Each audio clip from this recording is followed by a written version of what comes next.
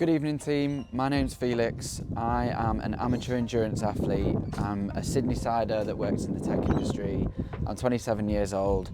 I've been doing endurance sport for about 4 years now. I love cycling and I believe that as a cyclist I have a duty to the sport to make it as equitable and as inclusive as I possibly can. And I think unfortunately cycling is one of those sports that isn't that inclusive. In fact, it's actually quite exclusive. And so thinking about the reasons why it's so exclusive, well, socio-economically speaking, it's the bike. The bike is a clear blocker. When we talk about buying a bike, it's really intimidating for newbies. I've been there. It's a really tricky challenge to navigate on your own without the prior knowledge. So I just wish there was someone that would have passed down that knowledge to make it just that little bit easier for me to break into the sport. Luckily, all the mistakes, or the vast majority of them, are behind me now, and I want to pass on the knowledge and mistakes that I've made in accruing my first few bikes. So in a 3-part series, what I want to do is share everything that I've experienced so far, and give you in part 1 a bit of a background as to how I acquired my bikes. In part 2, I'm going to take you on a journey with $1,000 through Facebook Marketplace. We're going to go with a very set criteria of a bike and try and achieve that criteria with $1,000 AUD. And then in part 3, we're going to go and take 2,500 AUD and we're going to go and get ourselves a brand new bike, and the best brand new bike that we can find. And hopefully at the end of those 3 episodes, what I can do is hand over a guide that is a really clear guide as to what to look out for when you're trying to buy your first bike and what to take forward with you as you buy your next. And hopefully with that you'll find this useful, and without further ado, I'd love to jump into part 1. Today, I wanted to make a piece of content that I've been dying to make for quite a while, to be honest. The content that I'm going to film today is hopefully going to empower you to buy your first bike. So if you're watching this video, hopefully you are someone who has decided that you want to start cycling, as I did 4 or 5 years ago now. And that's awesome. Welcome to the sport, first and foremost. My history with bikes, I have bought 4 bikes and sold 3, and so for the last 3 years I've had 2 bikes at any one time, my triathlon bike and my road bike.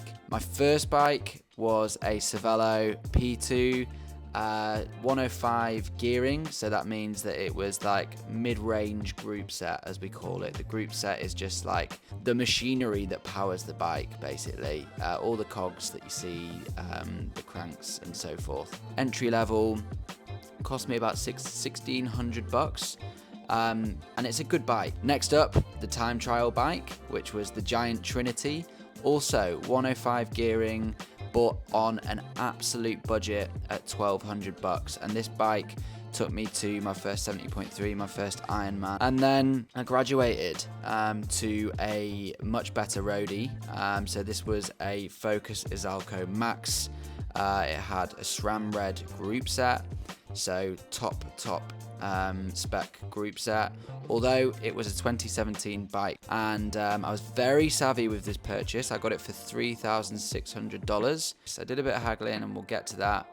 Next up, I bought my time trial bike, my current one, which is a 2022 Giant Trinity once again. This time, yeah, much newer frame than the 2017 Giant Trinity. This one, it has a much more integrated cockpit and a more aero cockpit. And when I say cockpit, I mean like the handlebars and the aero bars that come out of the handlebars. Ultegra mechanical group set. And so you heard me say 105 before. Ultegra is the level above that in the Shimano product range. Shimano, one of the biggest providers of group sets. Next up, crashed the roadie actually. I crashed the Focus, so I needed to get a new bike. I had bike insurance, which is great, which meant that I was able to buy a BMC Team Machine SLR 4 with SRAM Rival E-Tap and aluminium wheels. Great bike, not the best bike in the BMC product range.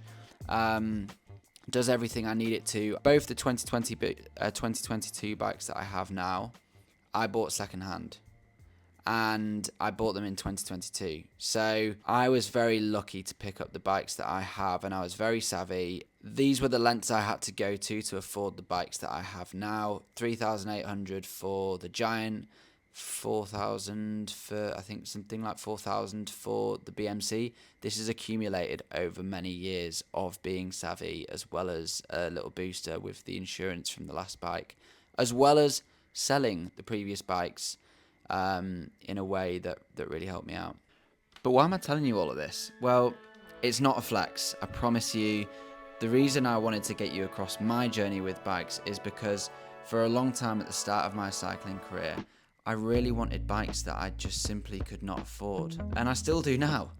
But I don't want that feeling to affect your process of sourcing your first bike, because certainly for me, to acquire two 2022 bikes, 2 years old now, I've had to be really savvy over the years. I've had to make secondhand purchases. I've had to save $1,000 here or there.